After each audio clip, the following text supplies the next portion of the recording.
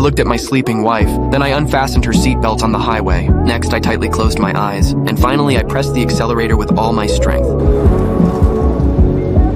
We once had a happy and fulfilling life, until one day, Ellie helped a neighbor dye her hair. She suddenly felt dizzy and disoriented. It took a long time and many reminders for her to recover. Ellie took her granddaughter to the park to play on the swings, but she left the child behind and walked away by herself. Only then did she realize something was wrong with her body. So the next day, Ellie went to the hospital alone for an examination. The results were very bad. After returning from the hospital, Ellie found her son. She suggested that the whole family go on a trip together. This had always been Ellie's dream, but her son was waiting for an interview for a new job, so he said they would go when he had time. That night I smelled something burning. Then I noticed the blank look on Ellie's face. Only then did I realize something was seriously wrong. The next day I went to the hospital to ask about Ellie's condition. I learned that she had vascular dementia. This is different from ordinary senile dementia. Vascular dementia is extremely dangerous, and it can be life-threatening at any moment. Just after I left the hospital, I received a phone call. My daughter told me Ellie had gone missing. We were instantly panicked and began searching everywhere. But that night, Ellie walked back home by herself. The next day, the usually gentle Ellie suddenly attacked me.